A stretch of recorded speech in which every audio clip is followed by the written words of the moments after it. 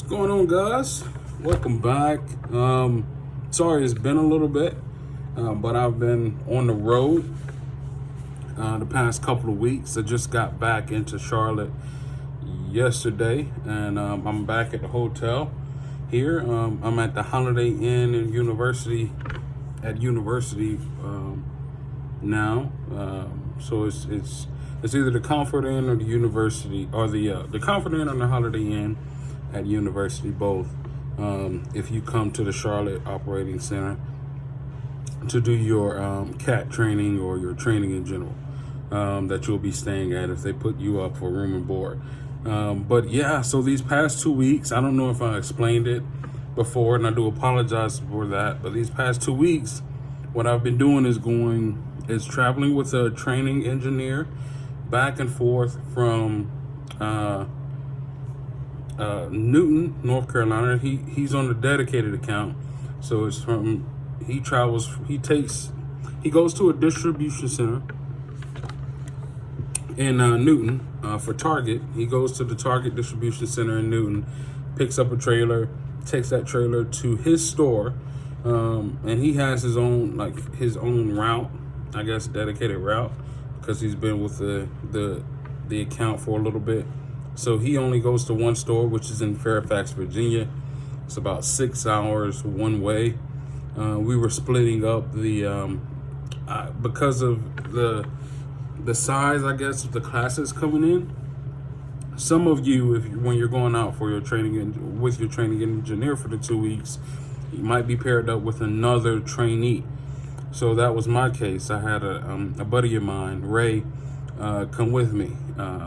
And so my training engineer had 2 people to train. So within that 6 hour one-way trip, we would split it up. The person would do the first 4 hours of the trip, and the last person to do the last 2 hours of the trip.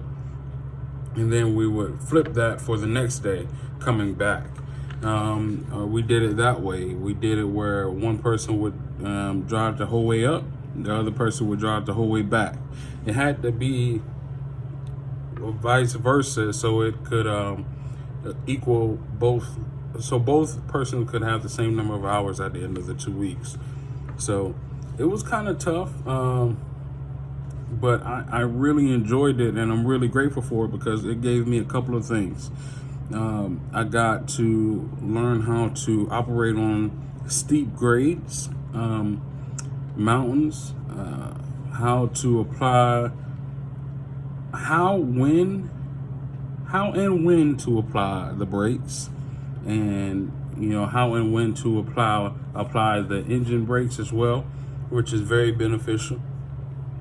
We got to deal with rain, got to deal with cold weather, got to deal with fog, which that it's just all going to benefit me in the future, because I don't know what kind of situation I might be presented with, but to go through it now, I would rather have a training engineer there with me so I can ask questions than for it to just pop out at me, or just surprise me when I'm by myself. So that was very beneficial these past 2 weeks, going up and back and forth to Virginia. It was a little, towards the end, a little boring, seeing the same things over and over again. But I think the last week, he really gave us some leeway with, stopping when we wanted it to kind of get the feel of, okay, this is how it might look when we get our truck and we go out on our own. We might want to stop here, or you got to get the feel of, like, if you take a drink at one pit stop, well, how long it's going to be before you have to use the restroom. So you kind of got the opportunity to check that out, see how long you can go for, or seeing if we got to stop at a couple of rest areas, rest areas, which is beneficial. If the TAs and the pilots are all filled up, the parking lots are all filled up, you might want to utilize that. So we got the chance to stop at those. We got a chance to stop at Love's, Pilots, Petros, which was, it was just beneficial going through and checking everything out, seeing which store has what to offer. Petros and TAs are like little mini malls. They have usually a lot of stores inside, a lot to offer drivers there, a lot more pumps for drivers. Pilots and Loves are pretty much the same thing. They're a little like a mini Petro. They might have one or two. They might have two. They usually at least have one restaurant inside. And then, of course, the showers and things like that. So we got the opportunity to check those out, get the card, sign up for those rewards accounts, and we discovered we went over how you pay for gas, how your fuel card works at the pump, adding it to your rewards account to make it easier. We went over pretty much how to check in with the account that you're delivering to, what you're supposed to do when you get in the yard of the delivery point. What papers you're supposed to have, how your bill of lading is supposed to be.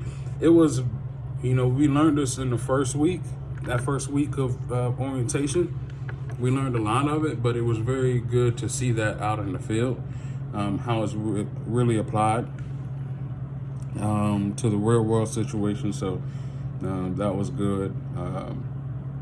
You'll learn. So I think the goal of Schneider's orientation, the first week, you're just kind of like, getting the outline of how things are supposed to go. And, you're just getting the feelers of like, this is this, and you're supposed to, I guess, develop in that first week questions or things that you want to know that you should know in that first week. You kind of develop your questions, like, how do you fill out a bill of lading, or how do you fuel up your truck? What's DEF? Or how do you move your tandems? Things like that. You'll start to develop those questions. Week 2, that's where a lot of those questions you can get, answered. They'll answer them for you. A lot of them they won't be able to show you until you actually get out on the road. So the next 2 weeks after that second week, that's when you're not only able to re-ask your questions to kind of double down on it, but you're actually able to see a practical application of that, those situations. So you're actually able to see things being done. You're actually able to drive the truck for long periods of time. Actually able to, watch your gauges and make sure that your brake air pressure is not, slipping down at when it's not slipping, or you're not leaking any air, or make sure your gauges are all correct.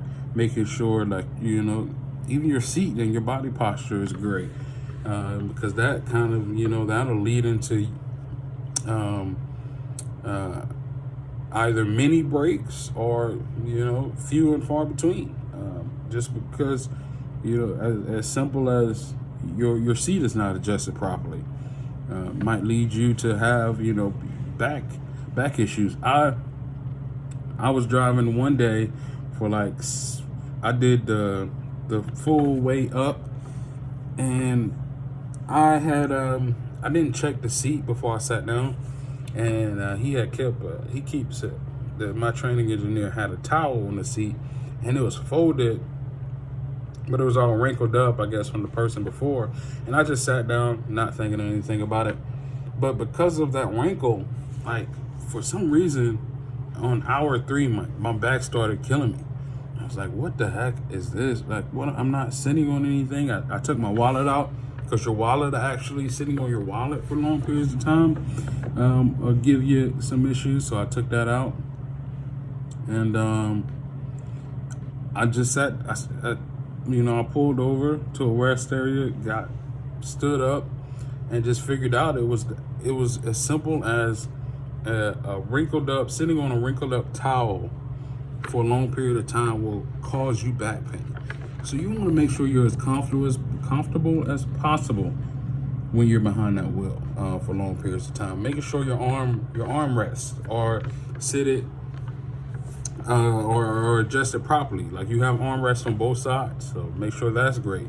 Your steering wheel, and you'll see this when you get into the truck, you get here, if you haven't already, but your steering wheel can be adjusted so much. Like you can go from you can't go from left to right, but you can go up, down, in and out very far. It's way more adjustable than your average vehicle, car steering wheel, truck steering wheel. Like a semi steering wheel can be adjusted a lot. So use that to your benefit. But yeah, so over those 2 weeks, you'll start to learn how to do that. You'll learn about a seat. You'll learn where do you want to sleep, or where do you want to take a break, or how many hours can you go for? Can you do 8 hours in a day? Schneider wants you to do at least 7.5. They'll tell you that. They want you to do at least 7.5 of driving in a day. But can you do 8 hours? Can you do 9 hours? You get 11 to drive. Can you do the whole 11? You don't really want to. That'll plan later, but I don't want to get off topic with that. But how many hours? You'll figure out how many hours can you do in a day. You'll figure all this out. Usually, you'll start to get a gist of it with those 2 weeks while you're on the road. And so that's what I'm coming back from. We finished up yesterday, and I just to give my review on it, just to give a review on how I did. I think I did. I don't want to brag, but I think I did pretty well. At first, I'm going to be honest with you. I was nervous as heck. I mean, we were going. I was driving. Okay, so going up, right? I said it was 6 hours. So my buddy Ray, who was with me, he drove the first 4 hours up the hill, and the last 2 hours is going downtown Fairfax. And there's construction area in that area, and the lanes get really, really narrow, and there's these like really not sharp turns, but like wiggly like that, like really quick like that, and it's really difficult within those tight turns to get the trailer to do what you wanted to do. So on the first time, and it was dark because we were driving slow. It was our first time, so we was driving like so Schneider trucks are governed at 65. They go up to 69. Will touch 70 if you're going downhill, but that's only if you're going downhill. You can only cruise control to 65, and then if it's going downhill, it'll do +4 of that, so it'll go to 69. It'll touch 70, but usually it won't go past that because the governor will kick in, so it won't let it go past that. But yeah, we were going like 60 the whole way because we were nervous, me and Ray. But as time went on, that first week I got more comfortable. When we got there to the Target store, we had to back it in. First couple times, man, we were chugging that tractor, backing it up. That thing was rocking back and forth. It was crazy. It was really crazy. But towards the end of it, towards the second week, more specifically, I think we got it down pat.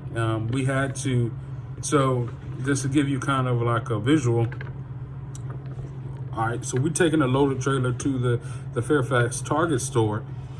We have to, when we get there, there's already a trailer in the bay that we have to put our trailer in.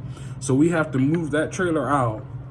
That's the trailer we're going to be eventually taking back to North Carolina, right? So we have to move that trailer out, and we have to put it somewhere.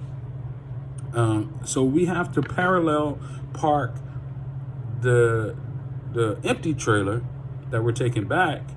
We have to parallel park that in a little secluded parking space, but it's a parallel park. We had to get that figured out. That was pretty difficult. It's all about the position of the trailer, but that was pretty difficult.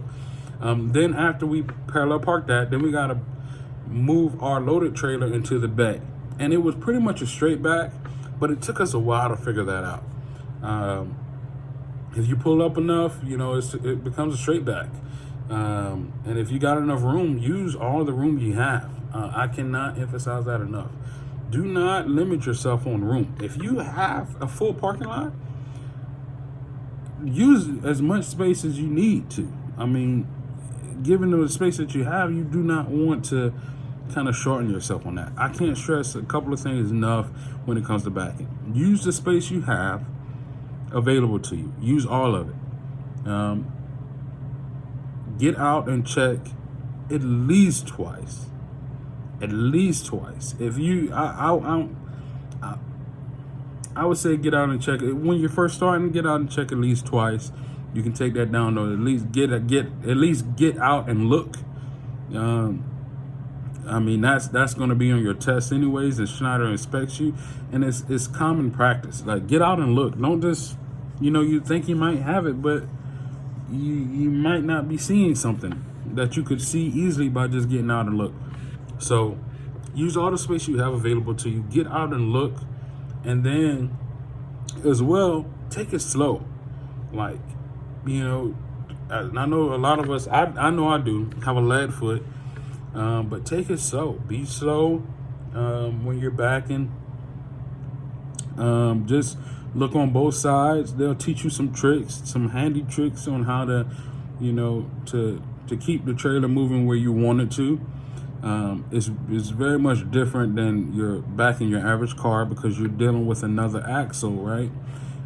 So you kind of have to work that backwards than what you're normally used to doing. So, but they'll give you tricks for that. But just take it slow. Take it really slow. Go your pace. It's not going to kill anybody. The load is going to get there. If you go, fast and, in a hurry, you don't get out and look, you don't use your available space, then you might end up, damaging the property or putting yourself in a position that could have been easily avoided. So very much take it slow. But like I was saying, we, as the second week began, we got more and more used to it. And towards the end, yesterday and Thursday, we had it down pat. Like, it was, I'm not going to say it's easy peasy, because, it still presented a situation that we had to overcome. But I take every backing as a challenge. You just make sure you set yourself up right, set your trailer up right to make it easier for you on the back end. And then, just take it slow. Use all the space you have.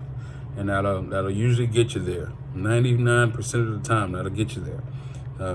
But yeah, I don't want this video to go on for too long, but yeah, I just want to update you guys. I am back. Starting on Monday, we're going to start doing specific training to pass the CDL test, and I'll be updating you guys as well. I'll try to get some video of of me inside a truck. The only thing is, and you probably won't see a lot of Schneider company drivers doing this. You won't see a lot of Schneider company drivers with videos, because you can't use your phone on the truck. You can't use your phone on the truck.